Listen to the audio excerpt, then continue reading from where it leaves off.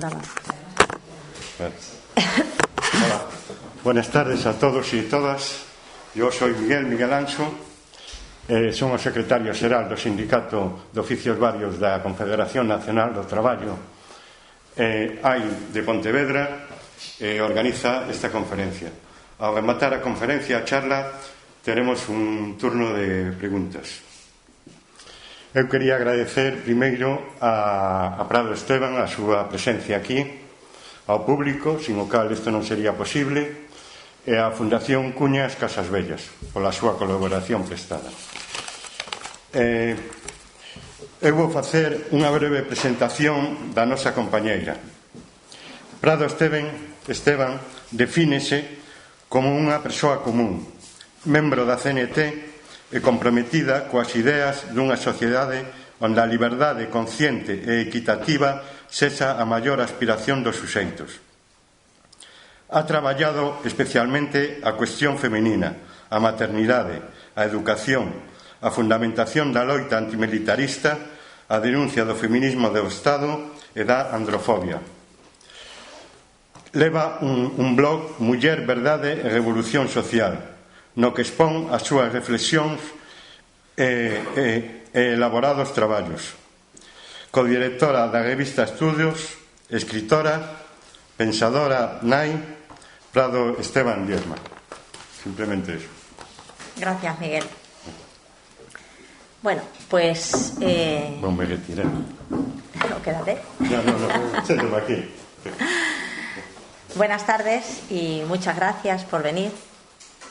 Este es el cuarto día que paso en tierras galegas. He ido haciendo conferencias por distintos sitios. He estado en Betanzos, en A Coruña, Vilagarcía y hoy aquí. Y bueno, pues en cada sitio me pidieron que hablara de ciertos temas que yo he tratado. No he tratado todos los temas, pero sí algunos temas. Y bueno, aquí me pidieron que hablara de un tema que suele ser para mí muy importante, muy interesante, pero es difícil de tratar, que es el de las mujeres de la tradición, ¿no? Le pusimos como título, creo recordar, la feminidad no patriarcal de las mujeres del pueblo, o algo así. Ya no me acuerdo qué título le pusimos, pero bueno, era más o menos ese el título. Me ha interesado mucho el pasado, porque me interesa mucho la historia, porque no podemos comprendernos sin comprender nuestra historia. Pero entiendo que algunas veces no se me entiende cuando hablo, porque se piensa que yo defiendo el pasado para volver al pasado. Y no podemos volver al pasado. El pasado es pasado, el pasado está muerto, la tradición está muerta, es decir, el mundo de la tradición, el mundo está básicamente muerto y no puede resucitarse ni debe resucitarse.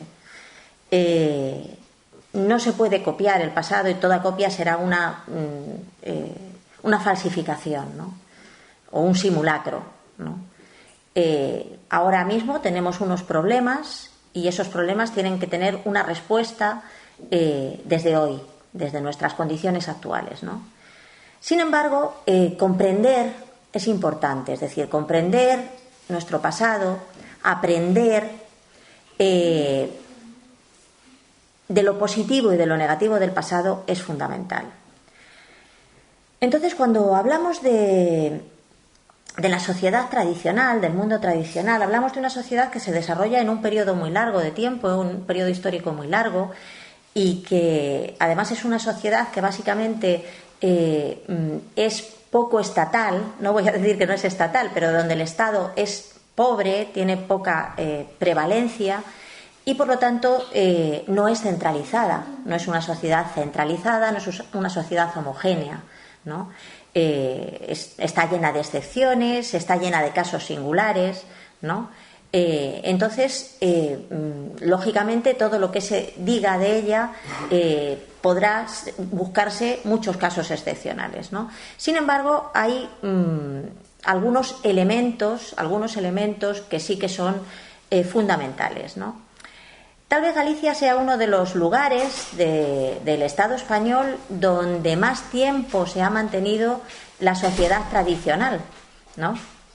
es muy reciente la destrucción del mundo rural, la destrucción del mundo sí, tradicional, ¿no?, que se lleva a cabo aquí en los años 80. Y tal vez por eso, porque es el lugar donde más recientemente se ha destruido el mundo rural, sea un lugar donde todavía pervive o colea esa tendencia, ¿no?, a negarlo rotundamente, ¿no? Porque la destrucción del mundo rural se hace sobre todo sobre la base de generar en la sociedad, ¿no?, una importante corriente de destrucción, digamos, psicológica, de aculturación, ¿no? Digamos que en el Plan de Desarrollo de 1970 se calculaba que unas 70.000 personas abandonarían la agricultura, pero en realidad lo hicieron más de 200.000. Esto es un cambio social importante, ¿no? Esto transforma todas las estructuras de la vida de las personas, ¿no? Entonces, esta destrucción que se culmina en realidad en los años 80 se hace con una suma de medidas políticas, económicas, legislativas, ideológicas, de corrientes de opinión, de propaganda, ¿no? Entonces, es un proceso que se hace de una manera muy integral, ¿no? El franquismo había hecho en 1963 una compilación del derecho civil foral galego. Es una compilación del derecho consuetudinario que a mí me encantaría revisar o ver, pero no he tenido esa ocasión, y que tiene como objeto la recopilación de la costumbre para poder intervenir sobre ella. En primer lugar, es una recopilación que permite al sistema, al régimen de Franco, destruir una cosa que había sido un eje central de la vida popular, que era el foro, ¿no?, como institución que impedía el modelo de propiedad absoluta sobre las tierras, ¿no? Era un modelo de propiedad que todavía no es plenamente capitalista, sino que es caótico, ¿no?, como tal. El foro era una de las estructuras que sostenían la economía tradicional como sistema de reparto de la tierra, que hacía a los propietarios prácticamente cuasi propietarios, o sea, a los aforados, a los foreros, ¿no? Puesto que la propiedad duraba, dicen, 3 vidas de reyes y 26 años más. Bueno, era un montón, ¿no? Entonces, este sistema, que en realidad era incompatible, ¿no?, con la extensión del capitalismo, pues tenía que desaparecer, ¿no?, para que apareciera la agricultura capitalista. Cuando aquí se ha planteado siempre que el franquismo es el valedor de la estructura de la tradición y de la estructura de la costumbre, eso es una falsedad. Es mentira. El franquismo es quien destruye toda la estructura de la tradición y que lanza una estrategia de medidas políticas, económicas y sobre todo biopolíticas, ¿no? Aquí en Galicia había estado habiendo procesos o situaciones de lucha importantes por el mantenimiento del foro hasta 1926, ¿no? Que eran luchas que ponían en cuestión la idea de la propiedad privada absoluta, ¿no? Bueno, todo esto, digamos que se nos ha vendido como un mal, ¿no?, y como un bien el progreso, es decir, el capitalismo en la agricultura, los campesinos endeudados con los bancos, con sus tractores, con sus, en fin, todas estas cosas, ¿no? Pero con todo eso iba añadido un montón de cambios en las estructuras de la vida, en las condiciones en que los sujetos vivían, ¿no?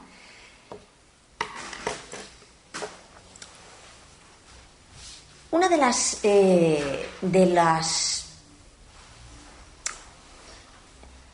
de las ideas, ¿no?, que nos han inculcado es que aquella sociedad debía desaparecer porque era atrasada económicamente, porque era atrasada ideológicamente y porque era machista. Es decir, las mujeres hemos sido utilizadas como argumento, ¿no?, para la destrucción de toda una sociedad.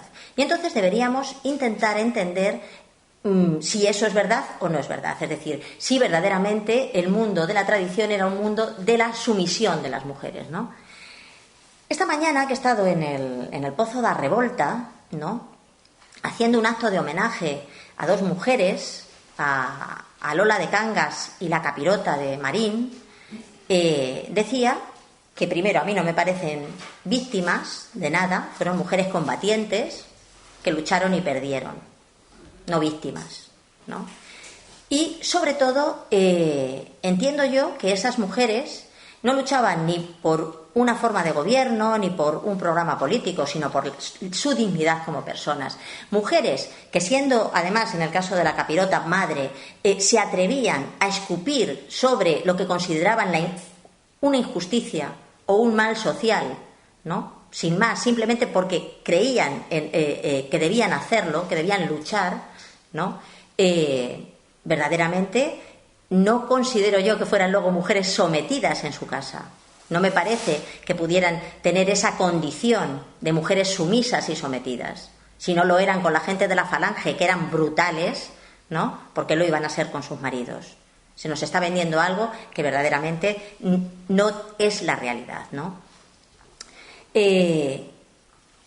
Bueno, la aculturación es una forma de biopolítica, porque la destrucción del mundo tradicional permitió el establecer el gobierno de la vida por las instituciones del Estado de forma permanente, ¿no? Félix Rodrigo y yo hemos dedicado bastante tiempo y energía a la investigación del mundo y de la historia del mundo tradicional, estudiándola en los hechos, buscando, documentando, ¿no?, la condición de las mujeres en el mundo popular. Bueno, es verdad que no hemos estudiado todo y, claro, lógicamente, cuando se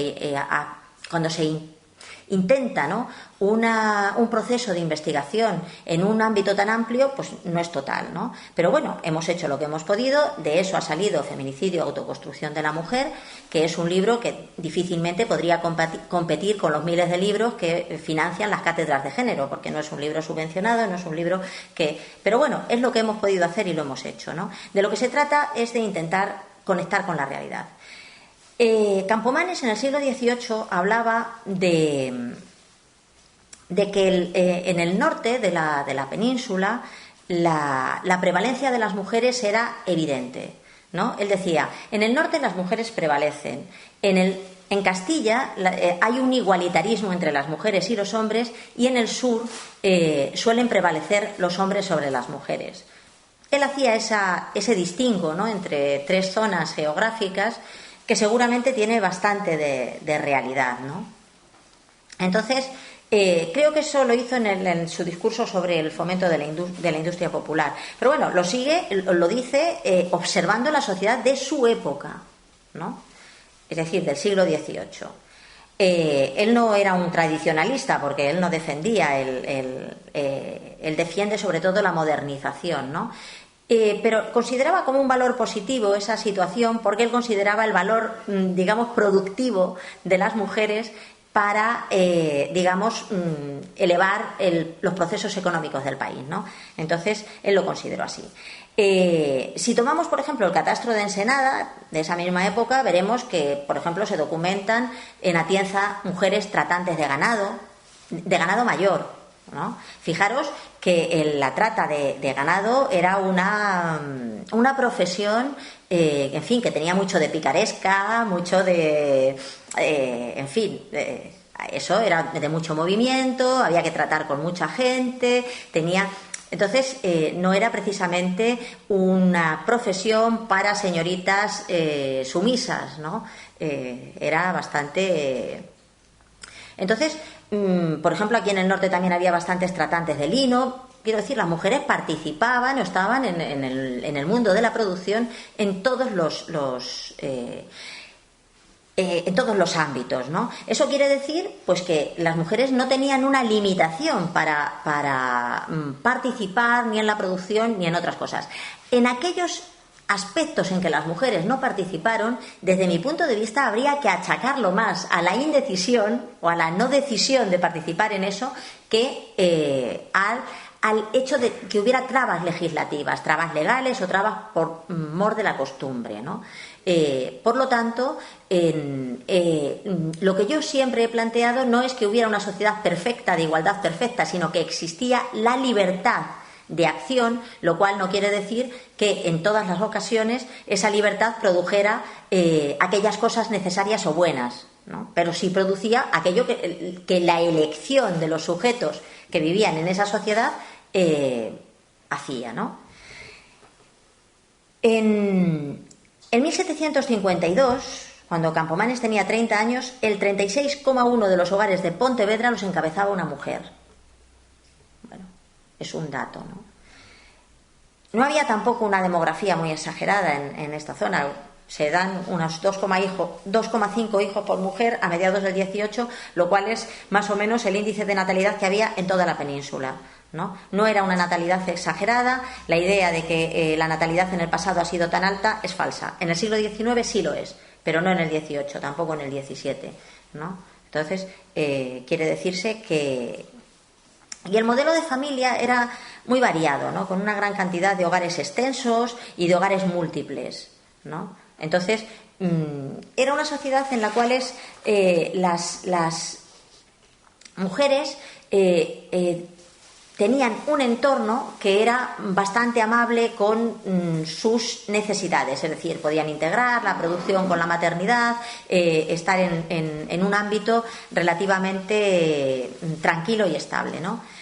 Pero claro, la realidad de las mujeres y el derecho foral como realidad no se ajustaba al Código Civil de 1889. El Código Civil de 1889 plantea la rotura con todos los, instrumentos consuetudinarios y la necesidad de que sea el Estado quien regule y legisle las relaciones entre los sexos. El Código Civil de 1889 básicamente es la creación de la legislación biopolítica, es decir, en la cual se regula cómo han de ser las relaciones entre las mujeres y los hombres, ¿no?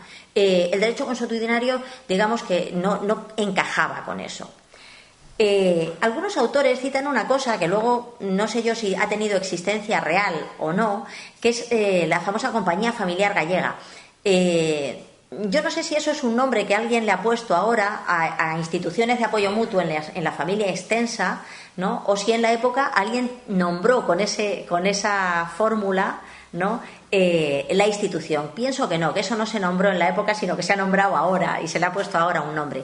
Pero lo que sí es cierto es que las instituciones de apoyo mutuo y de apoyo en la familia extensa eran fundamentales. Algo que vino a romper el Código Civil de 1889 y que todos los autores reconocen que es quien establece la familia nuclear, es decir, cerrada, y que rompe con la comunidad natural y con la, familia muy amplia, ¿no? Que era un lugar donde se podía vivir con una condición de mucha libertad y de mucho apoyo, ¿no? Apoyo mutuo.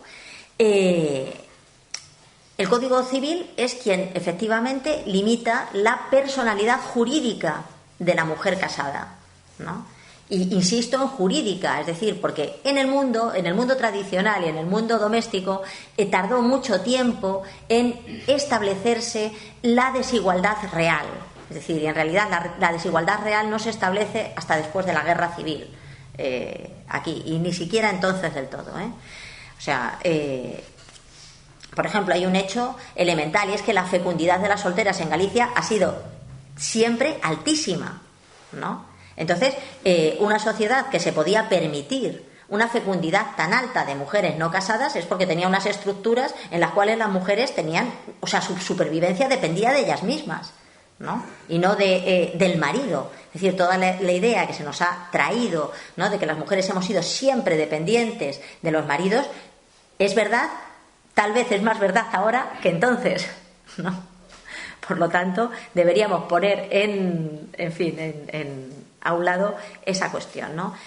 Todavía en la década de 1950-60 la natalidad ilegítima aquí era del 9%, o sea, mientras que en el resto del Estado era el 4%, ¿no? Entonces, y en general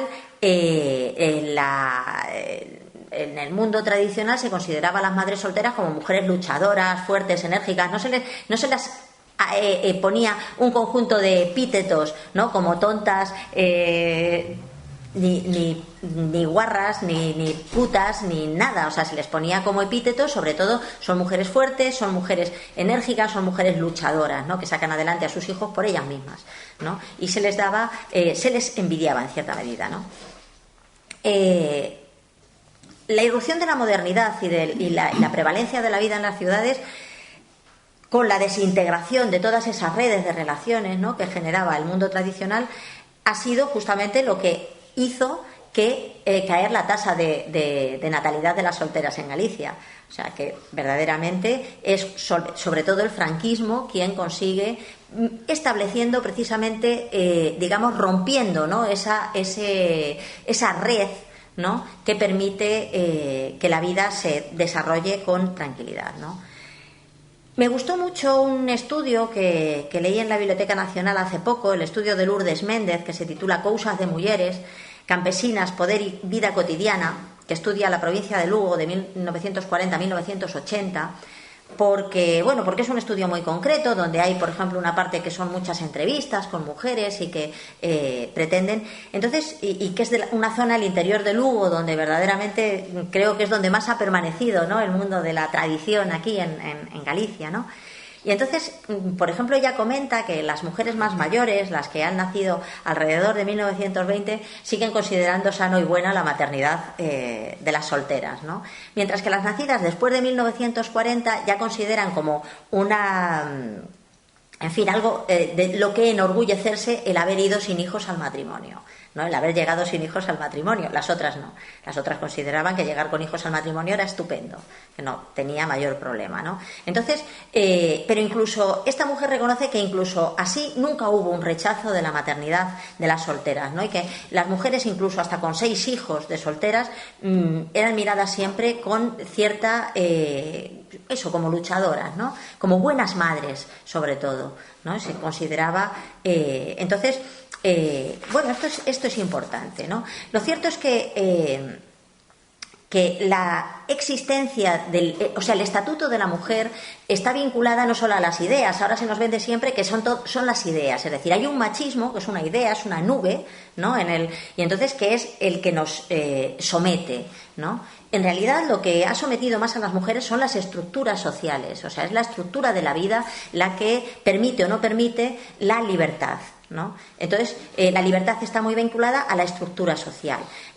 Por ejemplo, hay un montón de elementos estructurales. Por ejemplo, la existencia de estructuras de vida y de producción que sean amables para la maternidad permiten la maternidad libre, lógicamente. Si uno puede mantener el trabajo y la crianza en el mismo ámbito, en el mismo plano, y las puede integrar, pues entonces la maternidad es libre. Hoy la maternidad no es libre. Las mujeres no somos libres de ser madres porque no podemos meter a nuestros hijos en la estructura de nuestro trabajo en general, ¿no? Entonces, en esa medida hay que pedir permiso a las empresas para ser madres, ¿no? Y a las empresas, a los funcionarios y a un montón más de cosas que nos someten, ¿no? a una imposición, ¿no? de la biopolítica del sistema. En este caso, la biopolítica hoy es la desnatalidad.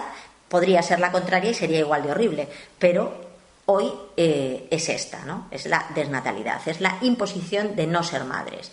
Entonces, claro, siempre que esa situación se da, es decir, que hay una estructura que permite que las mujeres seamos autosuficientes, ¿no? Independientes, e integremos la maternidad en el mismo plano del resto de la vida, pues hay libertad para las mujeres, ¿no? Entonces, el trabajo de las mujeres era muy importante en el pasado y la aportación real de la producción de las mujeres era muy importante. Por lo tanto, ¿qué motivo habría para que las mujeres luego se dejaran someter, ¿no? Por ejemplo, aquí había también una institución muy curiosa, que eran las segadoras gallegas, eran muy famosas en Castilla, ¿no? Y era yo creo que eran un poco ritos de iniciación o situaciones, eran chicas muy jóvenes que bajaban en grupo, bajaban a Castilla a segar, una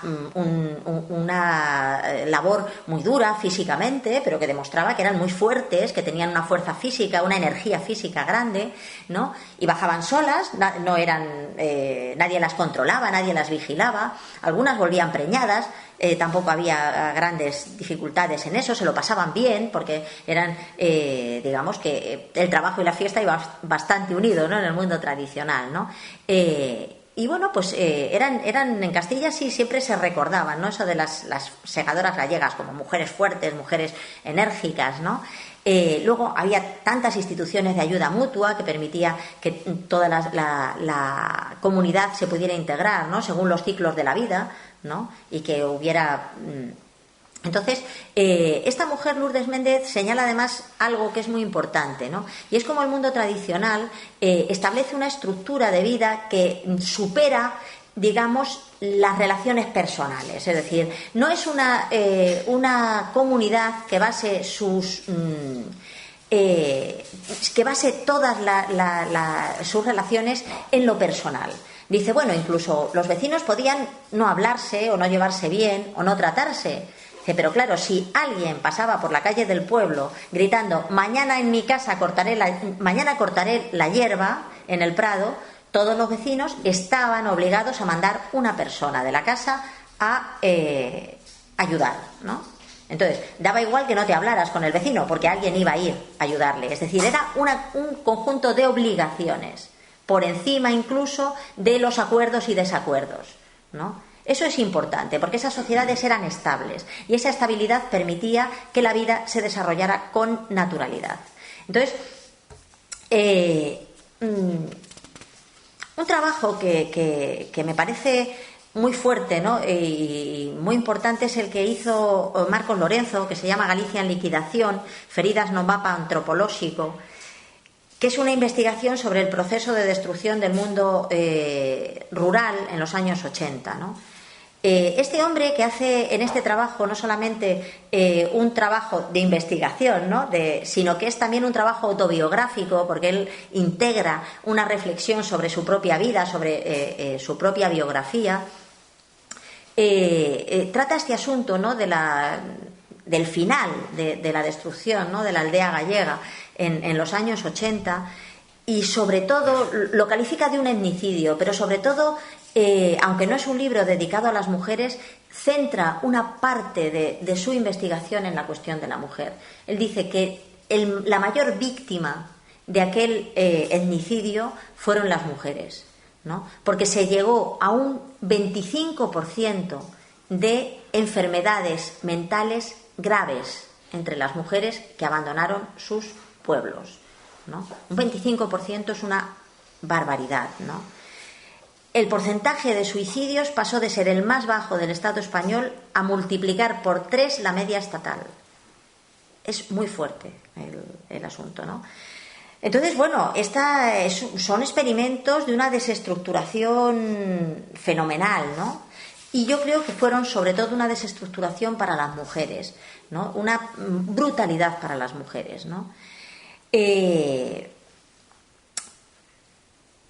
Yo creo que el argumento, digamos, más poderoso a favor de la sociedad actual, a favor del sistema actual, es siempre el que apela a la condición de las mujeres y a nuestras conquistas actuales. Siempre se dice, bueno, pero es que las mujeres hemos conquistado una situación que no teníamos en el pasado, ¿no? Y la que apela a ese horrible estatuto histórico, a ese estigma, que además es un estigma de las clases bajas, ¿no? Algo que es absolutamente mentira, porque el estigma del machismo donde vivía verdaderamente eran las clases altas. Es decir, las clases altas siempre fueron patriarcales, siempre fueron machistas, siempre las mujeres estuvieron sometidas y oprimidas en las clases altas, siempre se usó una legislación patriarcal en las clases altas, siempre, ¿no? Pero en las clases populares la legislación patriarcal costó mucho de entrar aquí, ¿no? Porque el derecho consuetudinario hizo una fuerte enfrentamiento, ¿no? con ello. de hecho, muchos autores dicen que el derecho de familia fue el verdadero escollo que tiene que superar el Estado durante todo el siglo XIX y que se le amotina el pueblo de forma repetida y recurrente, ¿no? De hecho, por ejemplo, aquí la guerra contra Napoleón en 1808 se da entre una sociedad que está todavía, claro, donde el pueblo está armado, el pueblo es quien derrota a Napoleón en última instancia, ¿no? Y está armado también de sus propias instituciones, ¿no? Y un ejército, el de Napoleón, que ya han legislado el patriarcado moderno en su Código Civil. El Código Civil napoleónico es de 1804, ¿no? Y luego está la clase liberal aquí, o sea, la clase alta aquí, que pretende, por un lado, quitarse de encima a los franceses, pero por otro, codificar, ¿no? En el mismo sentido que lo había hecho Napoleón, ¿no? Aquí se intenta establecer un código civil en 1820, no se consigue. Se intenta en 1851, no se consigue. Se intenta en 1870 y siguen teniendo que retirar el código de nuevo, ¿no? Y solo en 1889, es decir, es un siglo de broncas permanentes el conseguir imponer un código civil patriarcal. Aún así, se hace con un montón de concesiones. Es decir, hay una concesión elemental al derecho consuetudinario, que es el hecho de que las mujeres aquí y en las zonas de Latinoamérica donde permanece el derecho consuetudinario hispano, es el único lugar del mundo donde las mujeres casadas no pierden el apellido. Y los hijos reciben el apellido del padre y de la madre, ¿no? O sea, sabéis que en Europa nadie tiene dos apellidos, solo se tienen uno, ¿no? Que es el del padre. Y las mujeres no tienen apellido, es decir, no son sujetos jurídicos una vez que están casadas, pierden su condición de persona, jurídicamente al menos, ¿no? Entonces, bueno, ¿qué hemos conquistado realmente las mujeres después de la destrucción de este mundo? Pues básicamente la nómina, el sueldecito, ¿no? Y la universidad. Que se considere que esos dos elementos, es decir, la universidad y el trabajo asalariado, son elementos de emancipación, a mí me duele el corazón de pensarlo. Es decir,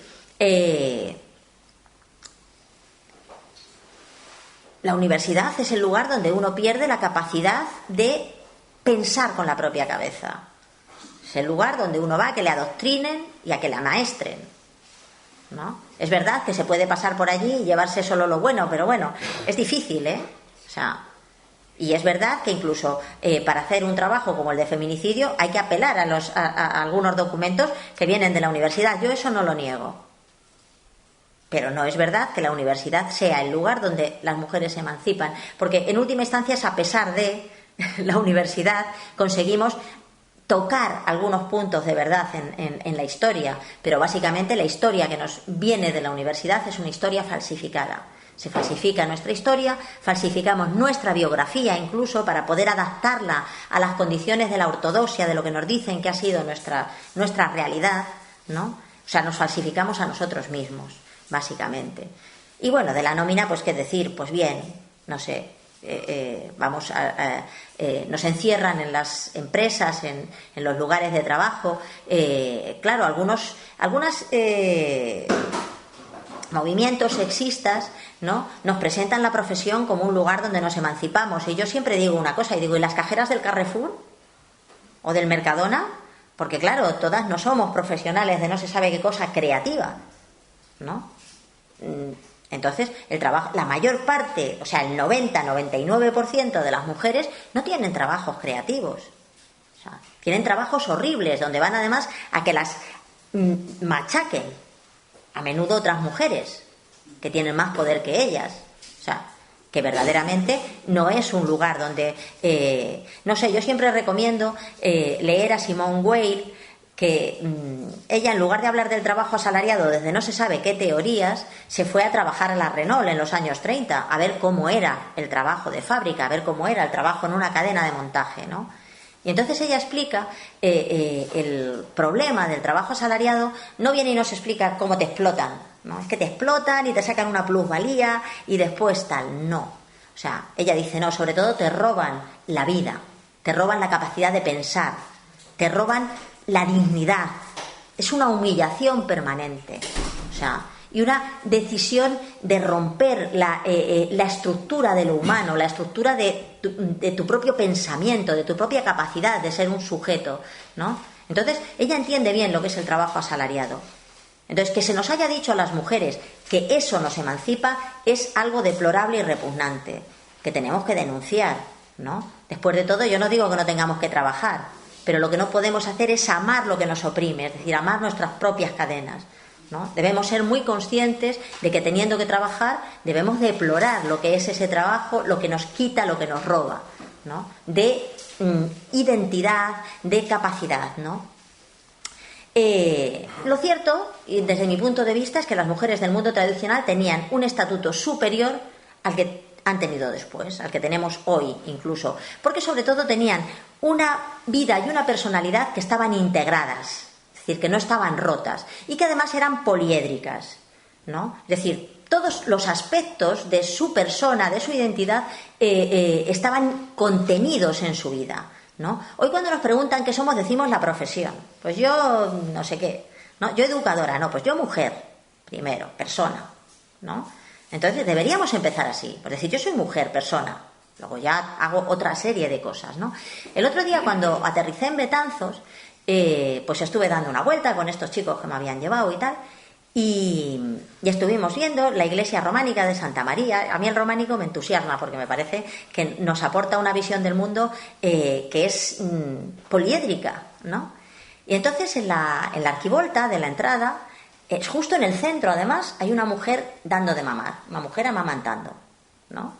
Y dices, qué bien, ¿no? Porque está aquí, o sea, es decir, forma parte de esto, de la vida, ¿no? Hay de todo allí, hay santos, hay cosas, y una mujer dando de mamar, ¿no? Pero en la puerta lateral del otro lado hay una mujer con un libro en la mano, ¿no?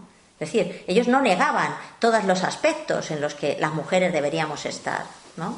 Mientras que hoy se nos plantea que tengamos una personalidad plana, que nos dedicamos. En última instancia, ¿qué se pretende que seamos? Básicamente mano de obra, por eso nos definimos por nuestra profesión, ¿no? Y no por nuestro ser, ni por nuestra identidad, ni por nuestros intereses o por nuestras relaciones. Podríamos definirnos también por nuestras relaciones, ¿no? Yo podría decir, soy madre de 3 hijas, por ejemplo, ¿no? Y eso me definiría tal vez más que dónde trabajo.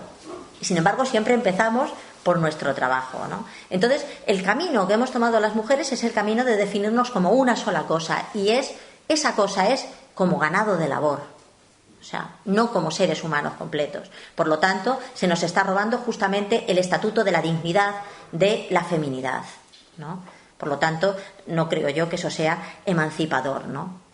En realidad, antes las mujeres hacían muchas cosas, y ahora básicamente se nos pide que hagamos solamente 2, que es trabajar y consumir, que no hagamos ninguna más, ¿no?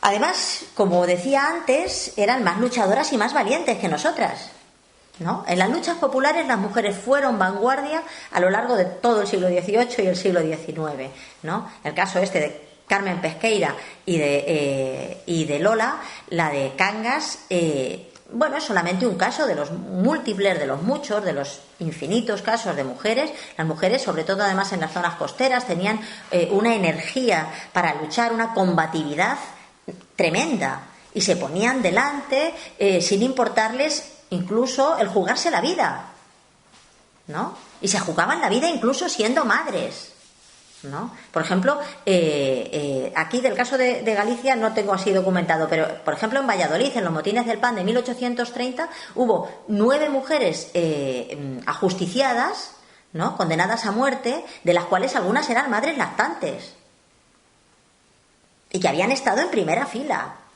¿no? de las luchas. Bien, era así, ¿no? Entonces, mi convencimiento es que nuestras abuelas y bisabuelas y tatarabuelas no solo eran más libres, sino que eran mejores que nosotras, ¿no? Y se nos pide que escupamos todos los días sobre ellas y sobre nuestros abuelos, ¿no? Se nos dice, nuestros abuelos eran unos violadores y nuestras abuelas unas idiotas, unas sumisas, ¿no? Y debemos escupir sobre ellos permanentemente. ¿Para qué? Pues precisamente para hacernos cargo de lo que se nos pide que nos hagamos cargo, es decir, de ser lo que somos, es decir, básicamente carne de cañón, o sea, o ganado de labor, ¿no?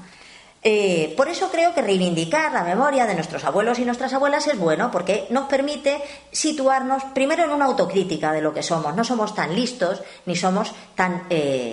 bueno, deberíamos serlo, deberíamos buscar el ser tan listos, pero más bien deberíamos quitarnos un poco de la capa esa, ¿no? de lo importantes que somos nosotros y lo tontas que eran nuestras abuelas, porque a lo mejor tenemos más cosas que aprender de ellas de las que se nos dicen, ¿no?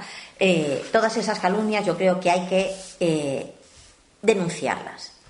Ahora bien, ¿significa esto que llevaban una vida de felicidad perfecta y completa nuestras abuelas? Pues no, significa solo que eran libres. Ser libres no significa ser feliz, más bien al contrario.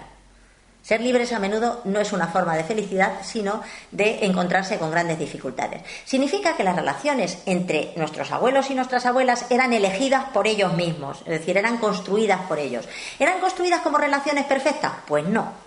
Serían construidas como libremente eligiera la gente, ¿no? Entonces, yo lo que pido, básicamente, es que cese la obligación política, ¿no? de que condiciona nuestras relaciones en el mundo, es decir, que aparezca la libertad, ¿no? Eso no significa que vayamos a ser todos felices ni que el mundo vaya a ser perfecto. Significa solamente que será lo que elijamos que sea, es decir, y lo que nosotros seamos capaces de autoconstruir y autogestionar, ¿no?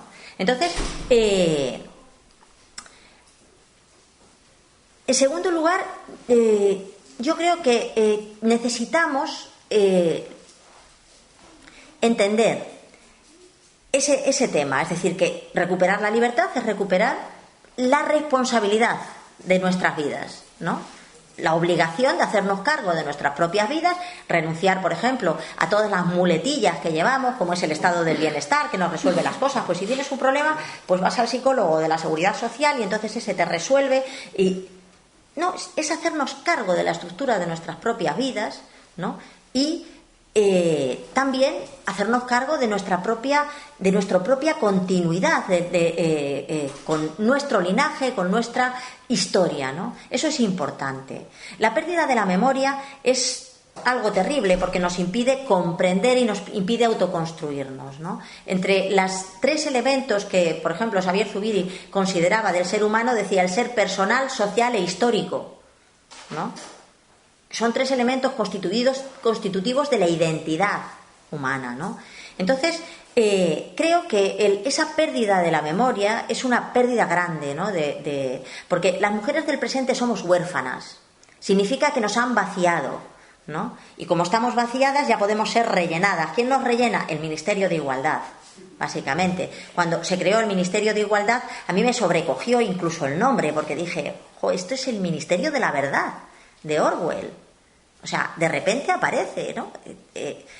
Me sobrecogió que se pueda llamar Ministerio de la Igualdad o Ministerio de la Verdad. Son cosas que verdaderamente tienen una energía mala, ¿no? Difícil. Entonces, somos huérfanas y esa orfandad que tenemos la vivimos como un encogimiento, o sea, como una limitación, ¿no? de nuestra propia identidad. O como un narcisismo infantil. Nos hemos quedado como en una etapa de la infancia, ¿no? sin capacidad para crecer.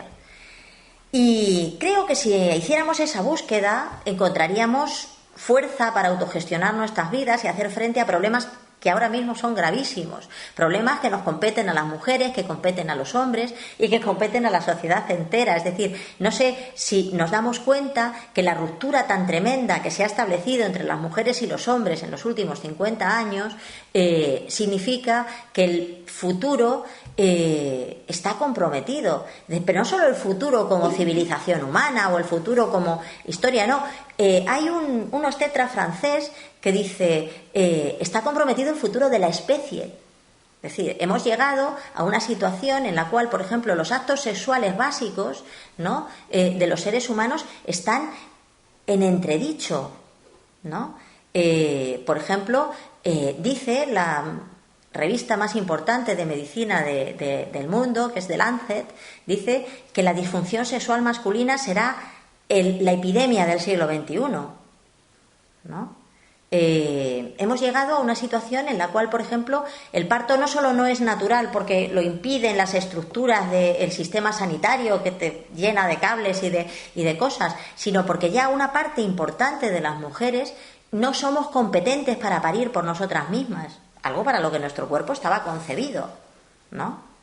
Entonces, que los elementos sustanciales, o elementales, ¿no?, de nuestra condición física hayan dejado de ser ya naturales, que estén completamente politizados, que estén sometidos a un régimen de imposiciones, de reglamentaciones tan poderosas, que se haya separado de una forma tan física y real a las mujeres y de los hombres, significa que estamos a las puertas de una sociedad enteramente nueva, que no sabemos cómo va a ser, ¿no? Pero básicamente se trata de la construcción de una sociedad de infraseres, ¿no?, que ya no seamos plenamente humanos, sino que seamos solamente carne de labor. Bien, dar la vuelta a esto no es fácil, porque, como os digo, ya no es solo un problema ideológico.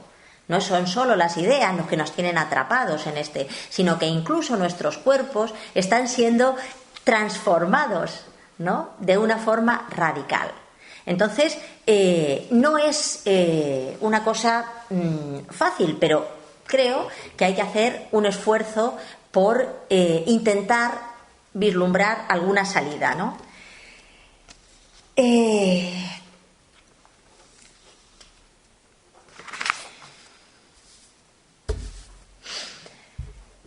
En principio, me preguntaban el otro día en Betanzos y me decían, no, pero di algo que hay que hacer. Y yo dije, la receta.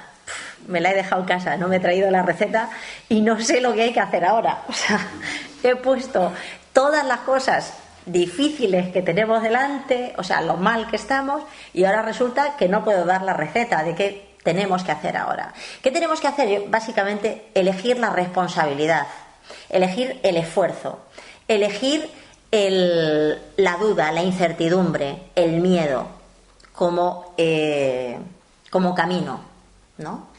Es lo único posible, porque lo único que podemos, en la medida en que podamos elegir, ¿no?, en lugar de la comodidad, lo fácil, lo previsible, o lo que nos sentimos capaces, ¿no?, podamos elegir aquello que nos sobrepasa con mucho, aquello que casi no podemos con ello, ¿no?, porque es muy superior a nuestras capacidades, aquello que sobre todo es una responsabilidad y un esfuerzo, ¿no? En esa medida puede que haya alguna salida, si no. A nuestras abuelas no se les planteaba el reivindicar derechos. Cuando a las mujeres se nos ha hecho depositarias, sobre todo de derechos, ¿qué se nos ha hecho? Unas mendigas. Alguien que pone la mano a ver qué le cae, ¿no? Es decir, alguien que no es libre. Un depositario de derechos es alguien que no es libre. Está esperando que le den los derechos quien los tenga. Que le otorguen a alguien algo que lo tiene otro, ¿no? Entonces, a nuestras abuelas no se les planteaba reivindicar derechos, porque dentro de su entorno, porque ellas entendían que lo que ellas deseaban tenían que construirlo ellas mismas. Por lo tanto, lo que hacían eran elecciones, y en esas elecciones sabían que ellas tenían que trabajar por ellas. No se les ocurría decir, denme lo mío. ¿Por qué? Porque las mujeres del pasado eran sujetos de su vida y no objetos de ningún derecho, ¿no? Yo creo que debemos asumir ese principio como principio fundamental de la vida. Si lo asumiéramos, puede ser que encontráramos alguna salida en alguna dirección, que no es seguro, porque tampoco es tan fácil, ¿no?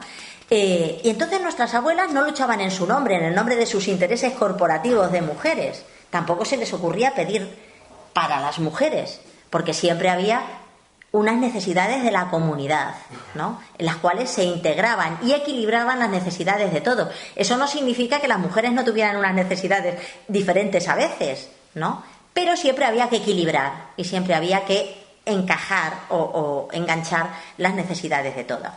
Entonces, yo quiero decir, y es que lo quiero decir porque me gusta, ¿no?, que todas las catedráticas que escupen sobre nuestras abuelas son mucho peores que nuestras abuelas. O sea, y por lo tanto, bueno, pues deberían escupir sobre sí mismas. Porque, sobre todo, ellas lanzan su escupitajo sobre nuestro linaje, o sea, sobre nuestro origen, ¿no? Y lo hacen sin sentido moral y sin ningún recato. Y cobran de ello. Que es lo importante. Y cobran por ello, ¿no? Entonces, bien, eso hay que ponerlo.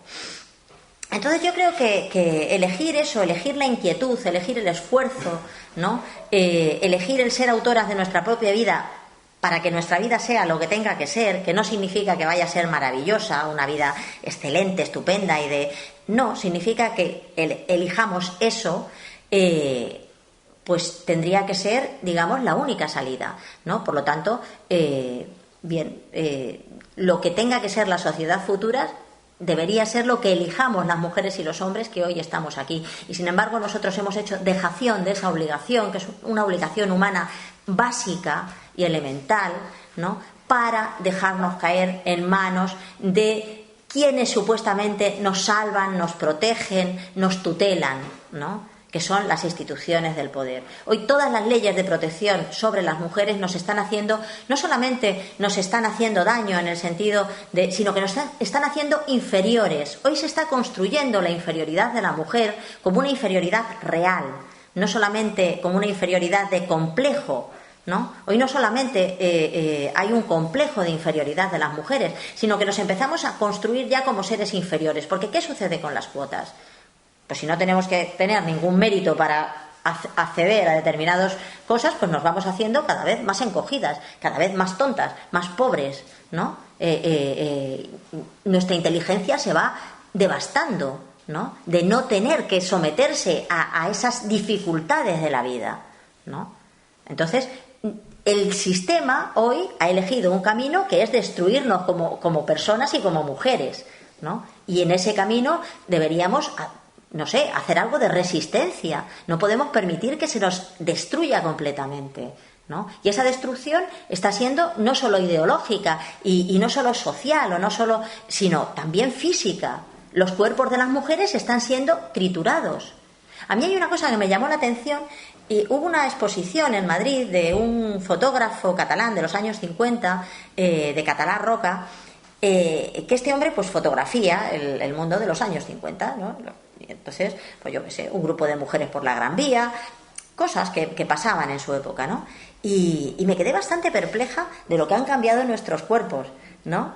Viendo, por ejemplo, un conjunto de 4 o 5 mujeres que bajan por la Gran Vía y que es la fotografía de espaldas, ¿no? Te das cuenta que mujeres que parecen ya madres, ¿no?, tenían unas curvas tremendas, ¿no? Y digo, claro, nosotras ya no las tenemos, ¿por qué no tenemos curvas? Las curvas eran la estructura física de la feminidad, eran las curvas. Y ahora ya la mayor parte de las mujeres somos bastante planas, ¿no? ¿Y qué nos ha pasado? Yo pienso que incluso en nuestros cuerpos se viene reflejando, ¿no?, todos los cambios que está habiendo en la sociedad, ¿no? Entonces, bueno, insisto en que no deberíamos confundir la libertad con la felicidad ni el bienestar. O sea, son elementos esenciales, ¿no? Que el valor de las personas se basa justamente en lo que aportan y lo que autoconstruyen, ¿no? Y en que eso debería ser, de nuevo, puesto encima de la mesa, ¿no?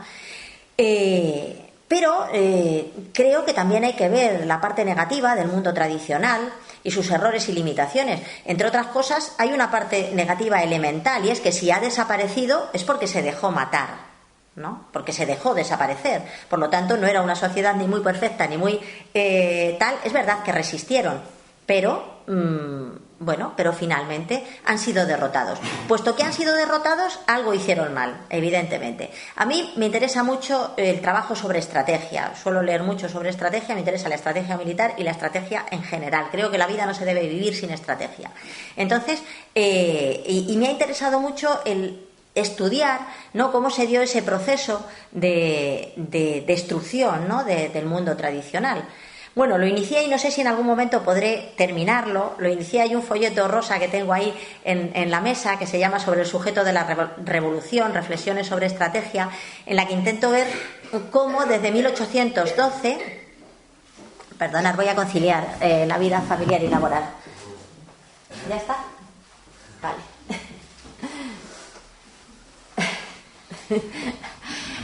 Bueno, como desde 1812 el Estado se plantea ir ampliando su esfera de influencia, ¿no?, sobre el pueblo, y va desmontando a través de la legislación, a través de las imposiciones y a través también de la violencia puramente, todas las instituciones de apoyo mutuo, de propiedad colectiva, de, digamos, vida social comunitaria, ¿no?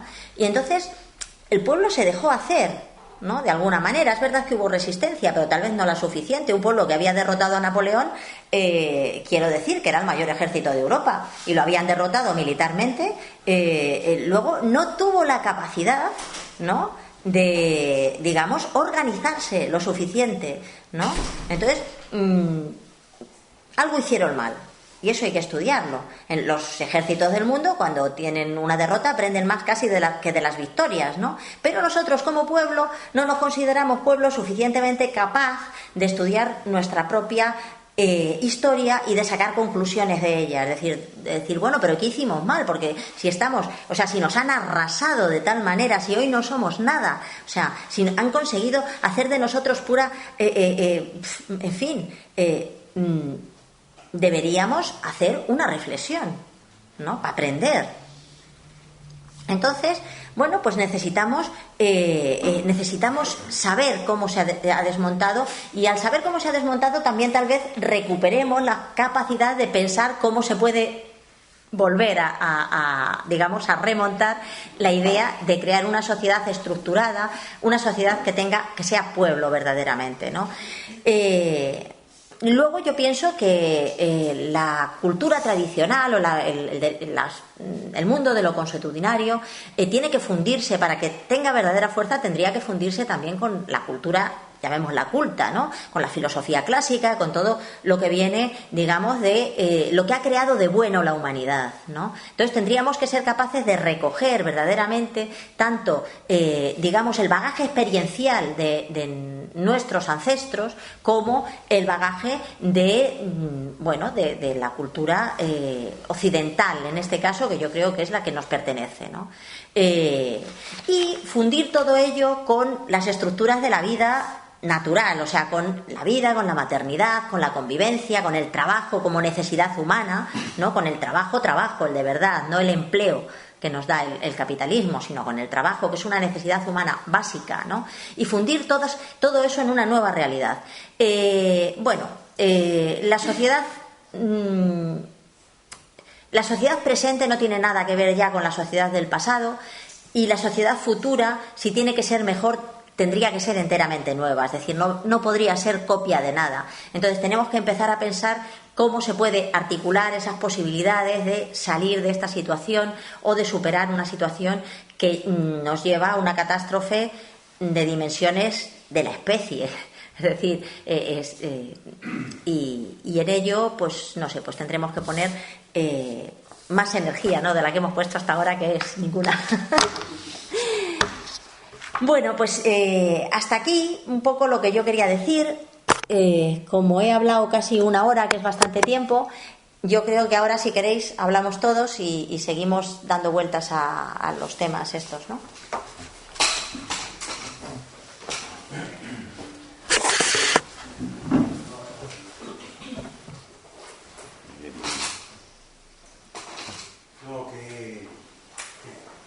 Era para preguntarte el nombre de Lourdes. ¿Mandaste un estudio? A ver, sí. De la provincia de Lugo. Sí, Lourdes Méndez. Sí. Cousas de mulleres. Cousas de mulleres. Sí. ¿Y está editado? No te lo puedo decir porque no lo he anotado. Luego el subtítulo es Campesinas, Poder y Vida Cotidiana, Lugo, 1940-1980. Pues tengo una curiosidad porque, bueno, mi abuela es liguesa, en el interior, perdón. Y estaría feliz de escucharte, porque sí, es cierto que ya en casa, era que daba las cuentas, del vino, que recolectaban vino y era de lo que sacaban dinero. Y mientras el marido trabajaba con un bruto, bueno, como se trabajaba entonces, no es descriptivo, pues ella era la lista, la que había ido a la escuela y la que llevaba las cuentas de casa. ¿Sí? Eso es cierto. Mira, estaba el tato. No, tú, Juan. Sí. Entendes o galego, non, Pablo? Sí. Vale, se non, tamén podo hablar en castelano. Mira, quería che preguntar, ou dicir, me parece interesante o camiño que abres un pouco de reflexión sobre o que é a sociedade tradicional, non? Pero ainda así, eu creo que non se pode facer extensivo o de, digamos, rehabilitar ou ensalzar a sociedade tradicional se que collemos o planeta na globalidade, non? Estou pensando en sitios onde sociedades tradicionais que ainda son potentes e onde o Estado ten pouca forza, non? Se falamos de sociedades africanas onde a ablación existe, non? Ou pensamos en sitios como Afganistán, non pode pasar que hai o factor de o feito de haber un ente estatal, como foi cando houve a ocupación soviética. Tuvo algún aspecto liberador para a muller no sentido de que pudo salir do dominio patriarcal do fogar, non? É dicir, que penso que non sempre a sociedade tradicional é liberadora. E depois, na sociedade tradicional galega non existían, non sei, unha pregunta, os matrimonios concertados, é dicir, había liberdade para, bueno, neste caso sería tamén problemático para a parte masculina, non? E isto de mirar as mulleres de loito cando morría algún marido, estas cousas, é dicir, é tan idílica como se pode plantear a sociedade tradicional. Sobre todo falar das outras sociedades tradicionais que ainda existen. Estou pensando na India, en Afganistán, no mundo andino, onde a presencia estatal é pouca, sin embargo o patriarcado e o dominio sobre as mulleres é moi forte, creo eu. Sí, no, yo no creo que toda sociedad tradicional sea buena para las mujeres. Yo he estudiado lo de aquí, ¿eh? Entonces yo no puedo definirme sobre ni la India, ni Afganistán, ni ningún otro sitio. Sobre historias que conozco solamente muy de pasada. Entonces, pero vamos, el Estado y el patriarcado suelen ir de la mano, aunque yo creo que ahora ya podríamos entrar en una sociedad con un Estado fuerte y no patriarcal, puesto que en última instancia, desde que se dio la revolución de los transportes y por lo tanto la demografía ya no tiene que producirse en el propio ámbito de los estados, sino que la población puede ser movida de unos lados a otros, ya las mujeres y los hombres podemos ser enteramente iguales. O sea, podemos, por ejemplo, aquí ya se aspira a que las mujeres tengamos más o menos 0,01 hijos por mujer o algo así, ¿no? Y mientras tanto se nos seguirá diciendo que se nos obliga a ser madres, ¿no? Con 1,2 hijos por mujer nos dicen que nos están obligando a ser madres. Bueno, pues puede ser. Pero en estas sociedades tradicionales que tú dices, yo pienso que sí que había estado fuerte, pero vamos, no lo sé. Yo no es un tema que haya estudiado y no quisiera definirme sobre eso, ¿no? Y respecto a la sociedad galega, yo no he hecho un estudio profundo de la sociedad galega, o sea que, pero vamos, si las mujeres tenían hasta 6 hijos de solteras, eso de los matrimonios concertados, lo que sí, por ejemplo, en 1800 o 1700 algo, en el siglo XVIII, no te digo qué fecha exacta porque no lo sé, pero en feminicidio aparece, hay una circular, no sé, no me sale la palabra, bueno, del Estado, ¿no? Diciendo que los hijos deben pedir autorización paterna para casarse. El que se legislara en ese momento la petición de autorización paterna para casarse significa que esta no existía en la cultura tradicional, porque si el Estado la legisla es porque no existe. O sea, porque si eso existe y se desarrolla siempre así, pues no tienen que legislar nada, ¿no? Yo para algunos casos de Castilla, por ejemplo, conozco incluso una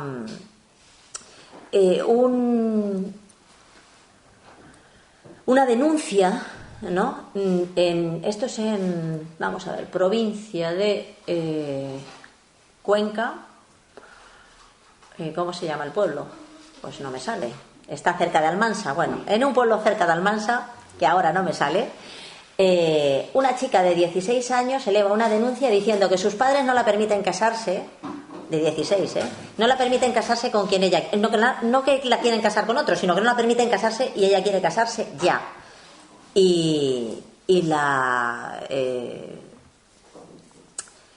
Lo que se produce es la decisión es que ella tiene derecho a elegir con 16 años si se casa o no se casa, que sus padres no pueden obligarla. Eso era lo habitual, es más, el matrimonio como tal, el matrimonio eclesiástico y el matrimonio civil en realidad no se produce hasta el Código Civil, o sea, no había, y el matrimonio eclesiástico no era tampoco la forma más amplia de matrimonio, la más establecida. O sea, aquí había muchas formas de matrimonio. Por ejemplo, existía el matrimonio a prueba en muchas zonas de Castilla, que significaba que los chicos vivían un año juntos y luego ya se veía, ¿no?, si se casaban o no. Existían muchas instituciones de una libertad sexual bastante amplia. Por ejemplo, lo que se conoce como el comunismo sexual de la Cabrera, que está aquí cerca, en León, ¿no?, que era una institución que llamaban la Ceiba, ¿no?, y que significaba que había una fiesta que desde el 1 de mayo, el 1 de mayo más o menos se hacía una fiesta, los chicos y las chicas salían a una plaza, se elegían más o menos y se largaban a unos pajares y allí permanecían hasta San Miguel, que creo que es el 21 de septiembre, ¿no? San Miguel, o el 29. Pasado mañana. O sea, bueno, después de San Miguel ya se separaban, O sea, durante ese tiempo en los pajares nadie se metía a ver qué pasaba allí, ¿no? Y algunos autores dicen que, bueno, que se producían pocos embarazos para la libertad que allí había, pero bueno, no se sabe muy bien. Entonces, esa idea de que aquí los matrimonios concertados era una cosa de las clases altas, donde siempre se concertaron los matrimonios. Es que siempre se nos confunde porque a las mujeres se nos vende y se nos dice, y claro, estaban las mujeres amas de casa encerradas en las casas, pero ¿cómo iban a estar encerradas en las casas si las mujeres estaban trabajando? O sea, estaban encerradas en las casas las mujeres de las clases medias y altas. Claro, que efectivamente lo estaban. Y eran concertados los matrimonios de esas mujeres. Pero en el mundo tradicional, o sea, mujeres que llegaban al matrimonio con 2 o 3 hijos, que era bastante normal. En toda la cornisa cantábrica es de lo más normal, ¿no? Yo también comparo con la sociedad gitana actual, que puede tener algo de parte tradicional y donde sí que se concertan los matrimonios. Sí, pero eso es otra sociedad. sociedad. La gitana también tiene que ver, eso también puede ser cierto. Claro, es otra cultura. No, es que no es clase alta en este caso. No, en ese caso no, pero vamos, es otra cultura, no. Yo quería hacer una pregunta más avanzada la conferencia. Yo quería preguntar su opinión acerca de si cree que se fomenta desde el Estado la soledad. Claro, lo que se fomenta desde el Estado es la soledad. Es decir, es la perfecta separación entre las personas, ¿no? Entonces, como el eros es un fuerte pegamento social, claro, porque es un impulso que tiene un elemento biológico y además luego crea vínculos y crea redes, ¿no? El eros en realidad es el inicio de toda sociedad humana, siempre es el eros, ¿no? O sea, obviamente, eso es elemental, ¿no? Es la primera cosa que se reprime brutalmente, ¿no? El eros está siendo brutalmente reprimido, porque hay que reprimir ese impulso hacia el otro, ¿no? Ese impulso hacia claro, porque el eros es un impulso hacia el otro que luego genera cosas como las criaturas, que generan a su vez otras relaciones y que van van tejiendo, ¿no?, un conjunto de vínculos, de obligaciones, de necesidades, de interdependencias, ¿no?, que generan una sociedad estructurada, ¿no? Entonces, ¿qué se nos vende hoy? La independencia. La primera cuestión y la más elemental y la más importante que tenemos que tener es la independencia. ¿Qué es la independencia? Básicamente la soledad, ¿no? Es decir, porque el estado del bienestar, por ejemplo, es el estado de la independencia, porque ya no dependemos los unos de los otros, porque ya nos dan una pensión o nos mandan a un centro para mayores o tal, y entonces no vamos a depender de otros, porque ojo, qué mal, ¿no?, el depender de otros. A la gente le parece estupendo depender de los funcionarios y del Estado y depender del dinero para todo, ¿no? Entonces, las necesidades básicas de las personas que siempre se han cubierto en las redes horizontales y en la interdependencia, ¿no?, ahora se pretende que tienen que venir siempre desde la jerarquía, desde lo alto, desde lo mercantilizado, ¿no? Quiero insistir en que lo público es tan mercantilizado como lo privado. No es menos mercantilizado, vale dinero igual. O sea, la seguridad social vale dinero igual que el hospital privado. Y la educación pública es igual de privada, igual de monetaria y mercantilizada que los colegios de curas. Y, por otro lado, tienen el mismo currículo, por lo tanto, son básicamente iguales, ¿no? Entonces, esas necesidades y esa necesidad de tejer vínculos que nos hagan dependientes y no independientes, ¿no? Sería lo que habría que recuperar. Pero efectivamente el Estado lo que establece es la soledad, y el estado del bienestar es un sistema para la soledad.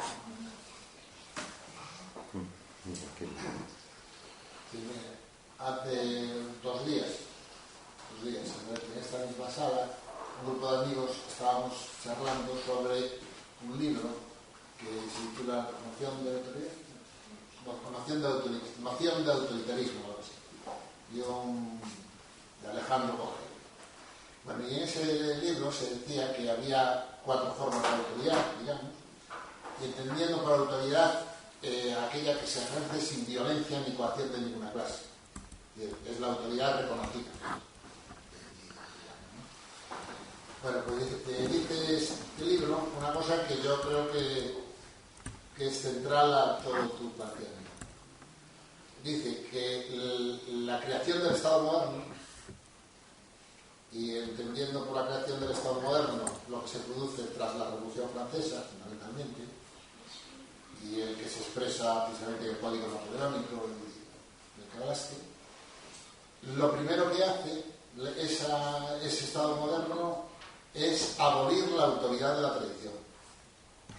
Es decir, aquello que hace que las personas se reconozcan de alguna manera en lo que fue su pasado y en el valor de la experiencia de sus ancestros, todo eso el Estado moderno lo sacrifica a la otra autoridad que se convierte, en ese sentido, que es la ley. Es decir, el Estado moderno es el Estado en el que impera la ley. Entonces, el hecho mismo de que la ley se convierta en un aparato judicial en el cual otros deciden y tutelan tu vida porque la codifican en derecho, es lo que hace que toda la infelicidad que tenemos hoy y toda eso que tú has descrito, contraponiéndolo a la sociedad tradicional. Pero justamente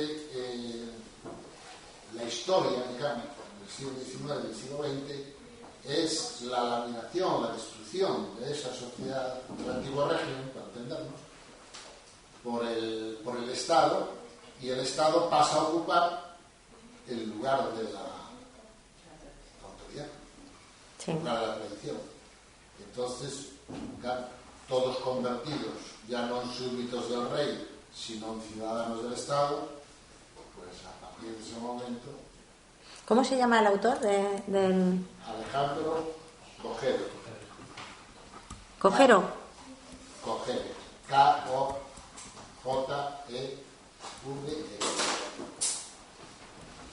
Cogebo, vale. Cogebe. Vale. Bueno, me interesa, sí, me parece...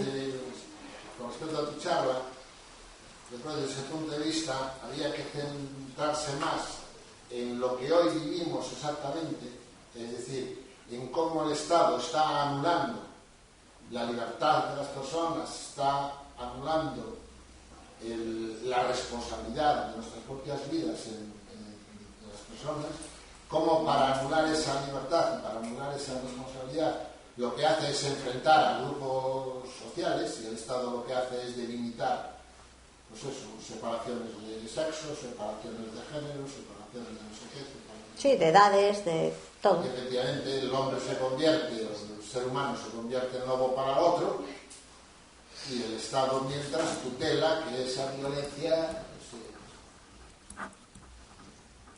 se mantenga.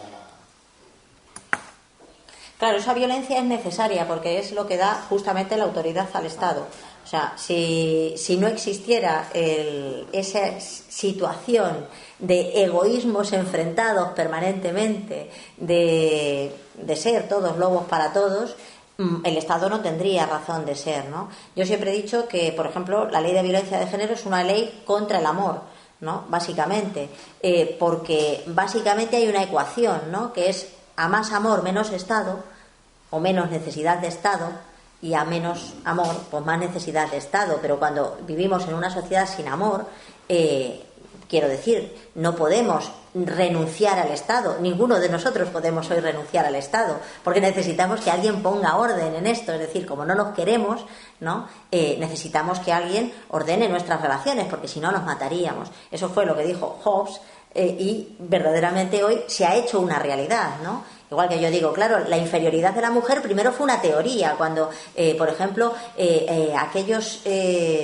aquel trabajo clásico del siglo XIX sobre la inferioridad mental femenina, ¿no? Entonces era una idea, era una teoría, ¿no? La inferioridad mental femenina, pero hoy se ha convertido en una realidad. Es decir, hemos sido tan tuteladas, hemos hecho tanta dejación de nuestras obligaciones que al final nos hacemos inferiores, ¿no? Y ya no es una idea, ya es algo real, ¿no? Y entonces con el Estado pasa lo mismo, es decir, ya ahora es real que el Estado es necesario, ¿no? Tendríamos que volver a hacerlo innecesario, pero tendríamos que hacer el camino inverso, ¿no? Pero no podemos plantear destruirlo antes de hacerlo innecesario, ¿no?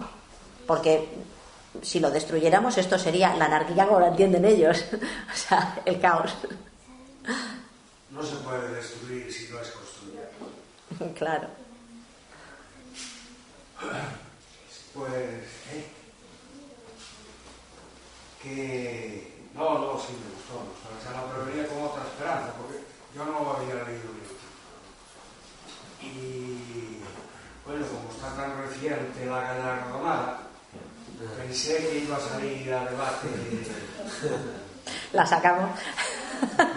No. Sí, es menester. El hecho del posicionamiento social ante un posible hecho biológico que es el aborto. Si os interesa, echaos para adelante. Bueno, pues... No, igual es tarde, perdón, retirado. Yo no le tenía muchas ganas a eso y entonces os oí poco sin tener autoridad para ello. Pues yo cuando salió en la prensa que por fin no se iba a aprobar la ley de Gallardón, lo primero que hice fue poner, ya lo dije yo, os lo había dicho, porque en el mes de febrero yo ya escribí un artículo en mi blog diciendo, esta ley no está destinada a ser aprobada, o sea, no hay ninguna intención de limitar el aborto en ningún caso, o sea, el aborto hoy es razón de Estado y, como dicen las Femen, es sagrado para el Estado. Por lo tanto, no se va a limitar en absoluto. No quiero decir con eso que yo esté a favor de ilegalizar el aborto, pero antes de plantear que el aborto es lo que da la libertad reproductiva a las mujeres, habría que demostrar que las mujeres somos libres de tener cuantos hijos queramos.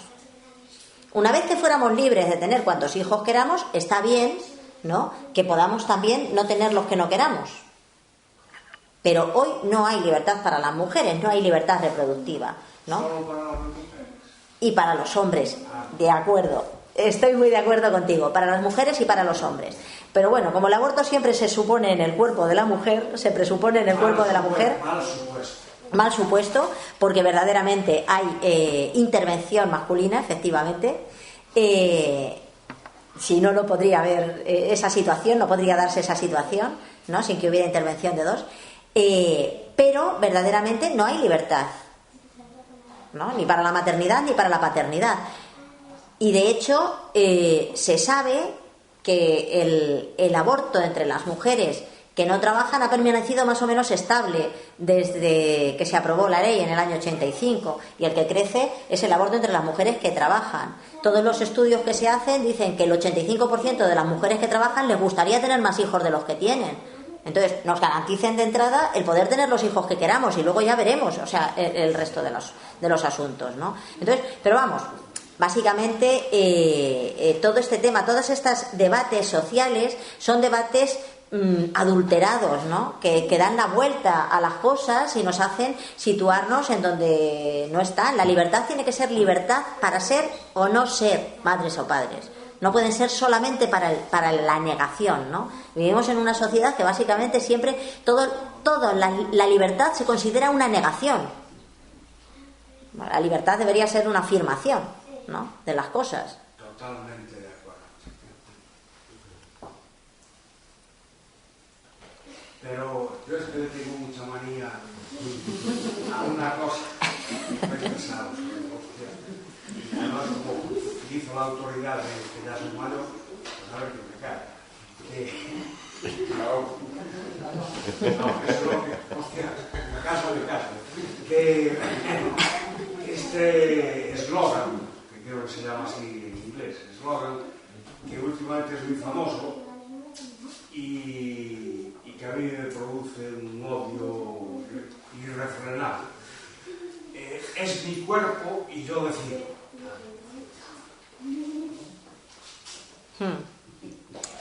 Lo odio, vamos, por eso... Yo también. Primero porque las que hemos sido madres con conciencia de madres, hay un momento del embarazo, de eso también he escrito hace poco en mi blog, en el que eres muy consciente, o deberías serlo, ¿no?, de la autonomía del otro, es decir, que hay otro, ¿no?, y que tiene su propia iniciativa y su propia, ¿no?, entonces, de que no es una parte de tu cuerpo, ni mucho menos, o sea, entonces, entendiendo que en determinadas condiciones o en determinadas situaciones el aborto puede ser un recurso al que no te puedes, del que no puedes librarte, ¿no? Yo siempre consideraré que el aborto es un mal. Es decir, un mal que en determinadas condiciones hay que asumir y que es asumible. Ahora, considerarlo un bien o considerar, por ejemplo, a alguien definirse como abortista, a mí es algo que, y considerarlo un bien, algo que es bueno. Per se, me parece algo, ¿no? Había una feminista antigua que era todavía una feminista poco, que es la Betty Friedan, ¿no? Una mujer que hizo un trabajo muy interesante, por cierto, ¿no? Su mística de la feminidad es un trabajo que sí que aporta a la comprensión de algunas cosas, ¿no? Que decía, es que cuando oigo a la gente definirse como abortista, dice, es como si se definieran promastectomía. Dijeran, yo soy promastectomía, ¿no? ¿Por qué? O sea, ¿cómo alguien puede definirse como o dar un carácter, no sé, positivo? Bueno, ahora va a haber un movimiento también pro mastectomía, sí, es verdad. Después de Angelina Jolie le dijeron, tienes en los genes un 80 y no sé qué por ciento de morirte de igual que tu madre y tu tal. La otra, la solución fue mastectomía, y luego salió en la tele pues si quedaba poco claro, pues sí, hay mujeres como... Todo tendremos que verlo.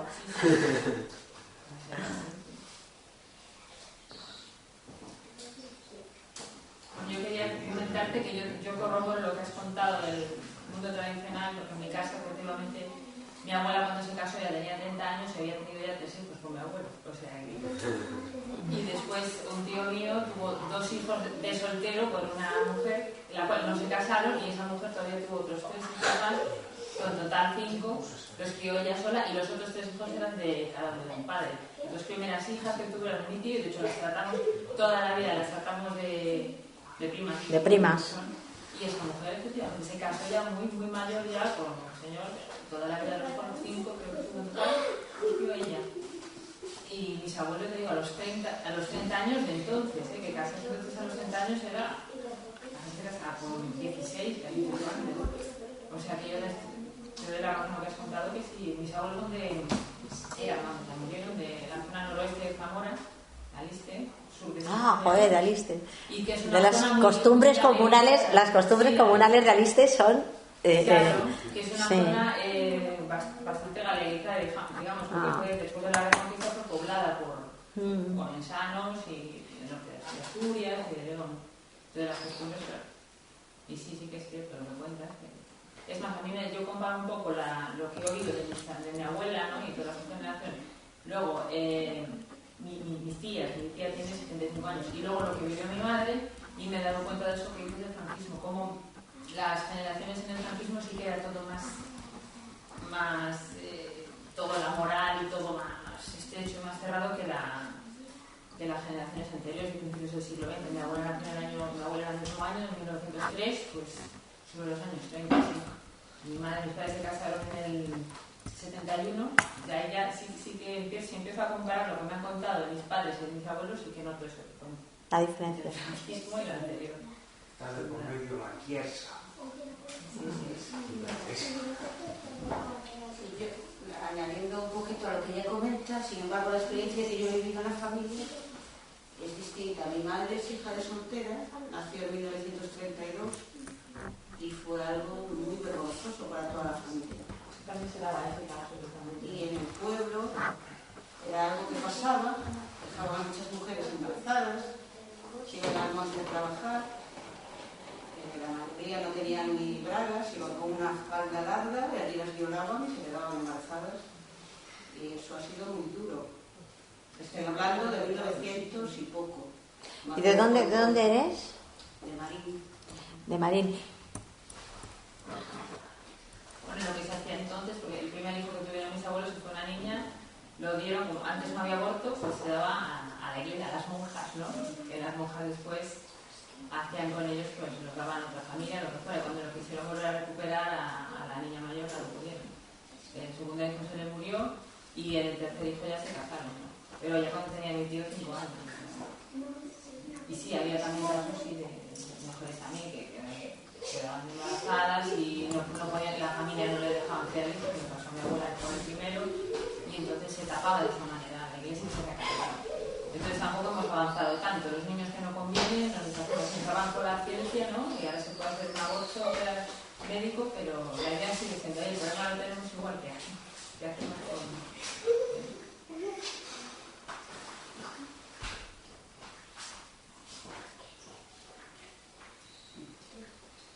Bueno, si non hai máis preguntas, podemos dar por rematado a... Bueno, pues moitas gracias a todos, a Pablo Esteban, a Fundación Cuña e a todos por estar aquí.